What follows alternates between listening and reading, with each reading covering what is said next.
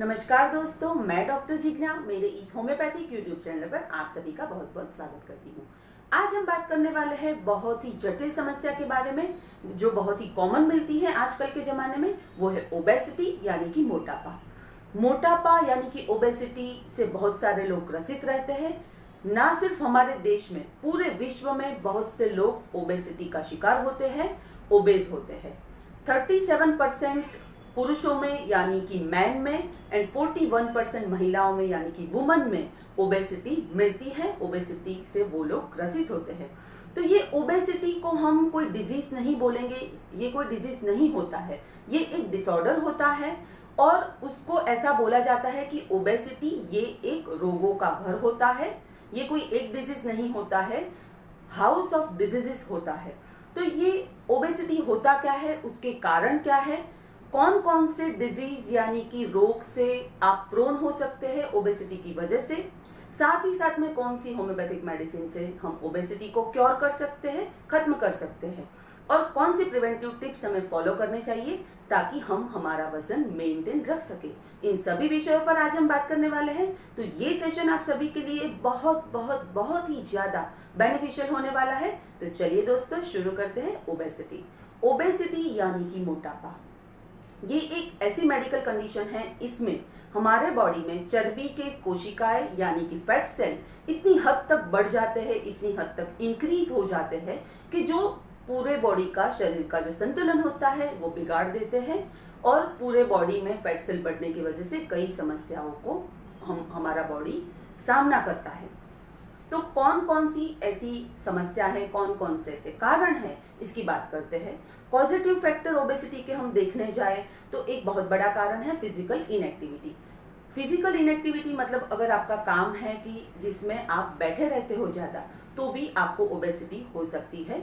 ज्यादातर बैठे रहने का जो काम होता है वो पर्सन ओबेस हो सकता है, ओबेसिटी के लिए प्रोन हो सकता है। दूसरा कारण है फैटी चीजें ज्यादा खाना।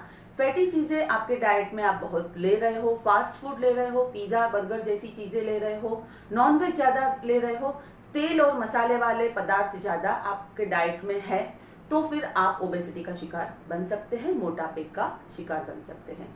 तीसरा कारण है हेरिडिटी, यानी कि अगर पेरेंट्स में है तो उनके चाइल्ड में भी आने की संभावना होती है। हेरिडिटी, जीन्स, ये भी एक उसका कारण है। अगर आपकी लाइफ बहुत ही ज्यादा स्ट्रेसफुल है, लाइफ में मतलब काम ही ऐसा है कि आप स्ट्रेसफुल वर्क है या फिर आप स्ट्रेस ले रहे हैं, तो भी फैट की जो सेल होते हैं, चर्बी की कोशिकाएं, वो बढ़ने लगती है।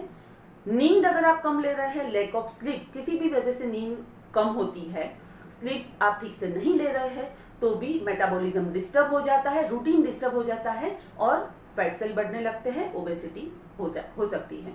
एंडोक्राइन डिसऑर्डर यानी कि हार्मोनल इम्बैलेंस से भी ओबेसिटी होती है, ये भी बहुत बड़ा कारण है। हाइपोथायराइड अगर है तो भी ओबेसिटी हो सकती है, या फिर महिलाओं में पॉलीसिस्टिक ओवेरियन डिजीज यानी कि पीसीओडी है तो भी ओबेसिटी का शिकार वो महिला बन सकती है। तो फ्रेंड्स, ये थे पॉजिटिव फैक्टर ओबेसिटी के।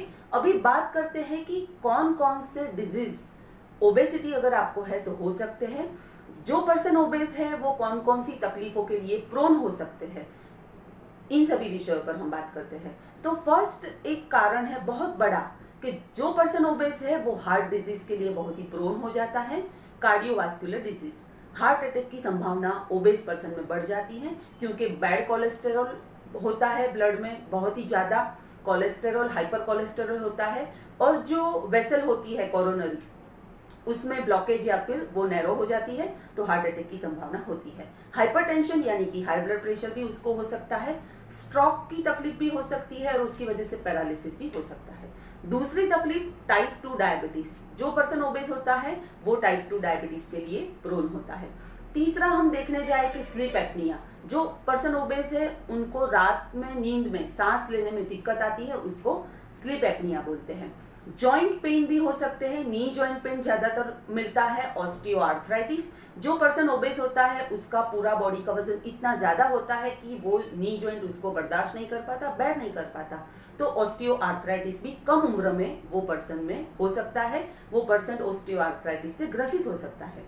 और है कि कई प्रकार के कैंसर ओबेस पर्सन में मिलते हैं, कि जो पर्सन ओबेस है तो वो कैंसर के लिए प्रोन हो जाते हैं, कि जैसे कॉलोन का कैंसर है, आंत का कैंसर, या फिर यूट्रस का कैंसर है, सर्विक्स का कैंसर है, पैनक्रियाटिक कैंसर है। तो ये सारे कैंसर ओबेस पर्सन में ज्यादा देखने को मिलते हैं। गायनेकोलॉजिकल डिसऑर्डर भी हो सकते हैं, कि जैसे इनफर्टिलिटी, पीरियड्स की या मेंसेस की इरेगुलरिटी भी ओबेस पर्सन में ज्यादा देखने को मिलती है।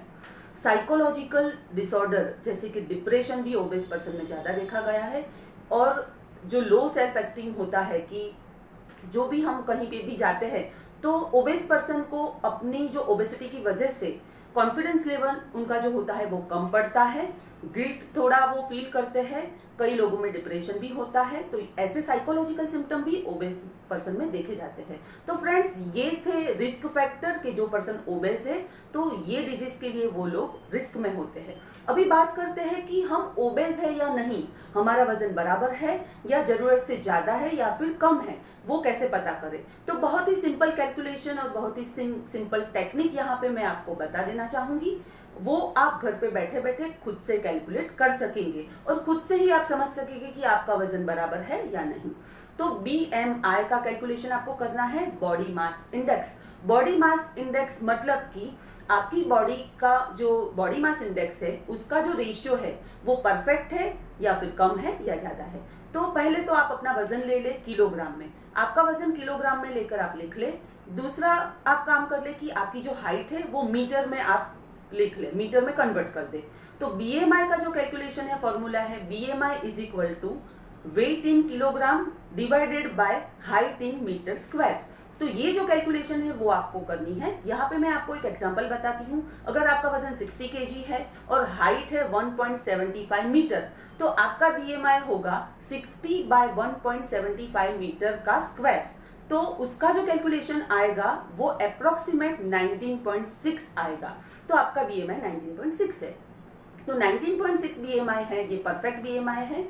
जो BMI होता है कैलकुलेशन में जो आता है वो 18.5 यानी कि 18.5 से कम आता है तो आप अंडरवेट है। 18.5 से लेके 25 तक का आपका BMI उसके बीच में आता है तो आपका BMI परफेक्ट है, आपका बॉडी का जो वजन है वो बहुत ही परफेक्ट है, आप ओबेस नहीं हो।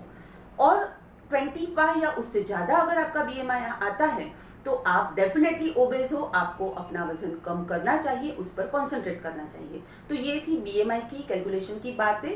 WHO ने भी एक चार्ट दिया है कि आपकी जो हाइट है अकॉर्डिंग आपका वेट कितना होना चाहिए, कितने से कितने तक की रेंज में होना चाहिए। तो वो चार्ट भी आप देख सकते हो और अपना वजन बराबर है कि नहीं वो कंफर्म कर सकते हो। तो अभी बात करते हैं कि आप अगर ओबेस है तो कौन कौन सी होम्योपैथिक दवाई से आप अपनी ओबेसिटी को क्योर कर सकते हैं। तो फ्रेंड्स, चलिए बात करते हैं होम्योपैथिक मेडिसिन की। होम्योपैथी में यहाँ पे मैं आपको 4 मदर टिंचर बताऊंगी।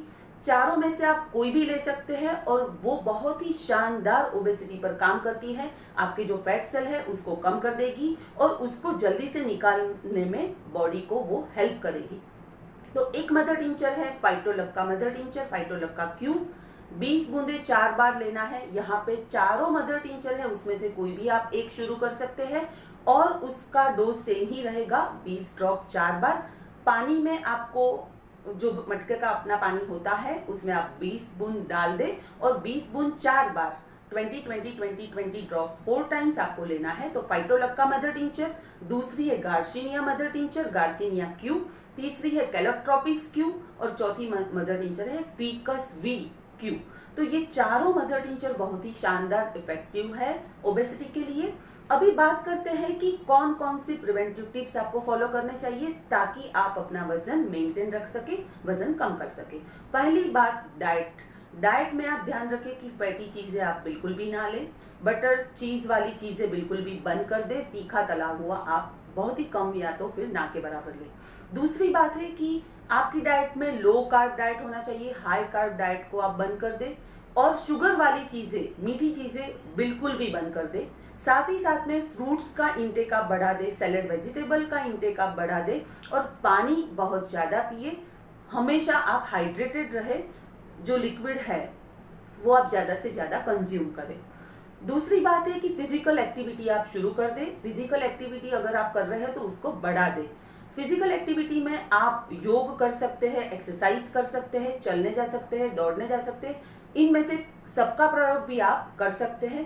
साथ ही साथ में तीसरी बात बताना चाहूंगी कि आप अपना मन शांत रखें, बिल्कुल भी वजन के रिलेटेड आप हाइपर ना हो जाए और आप मन शांत रख के मेडिटेशन करें। साथ ही साथ में मेडिटेशन आपको पॉजिटिविटी आप में भरने के लिए कारणभूत होगा। आप मेडिटेशन करेंगे, कंसंट्रेशन करेंगे तो आप में पॉजिटिविटी भरी रहेगी। ये पॉजिटिविटी आपको वजन घटाने में बहुत ही हेल्पफुल रहेगी। आप पहले तो डिसाइड कर ले कि मुझे वजन घटाना ही है और उसको आप अपने जीवन का शॉर्ट टाइम गोल यानी कि थोड़े टाइम के लिए वो एक लक्ष्य बना ले कि मुझे मेरा जो भी वजन ज्यादा है उससे मेरा वजन हम जो मेंटेन करना है, जैसे 20 केजी 15 केजी जो भी आपको घटाना है, तो वो लक्ष्य बना ले कम टाइम के लिए। और वो लक्ष्य के पीछे आप पॉजिटिव रहे कि इतना वजन मैं घटा ही पाऊंगी। तो पॉजिटिव एटीट्यूड जो आप में रहेगा वो आपको वजन घटाने में बहुत ही हेल्पफुल रखेगा। आप अपना रूटीन भी वो पॉजिटिविटी की वजह से ठीक से कर पाएंगे और आपका वजन बहुत ही कम महीनों में मेंटेन हो सकेगा। साथ ही साथ में ये सारी जो 4 मैंने होम्योपैथिक मेडिसिन बताई वो आपको वजन घटाने में बहुत ही ज्यादा हेल्पफुल रहेगी। आशा रखती हूँ ये सेशन आपको पसंद आया होगा। मिलती हूँ अगले सेशन में एक नए टॉपिक के साथ। तब तक के लिए धन्यवाद। Thanks a lot.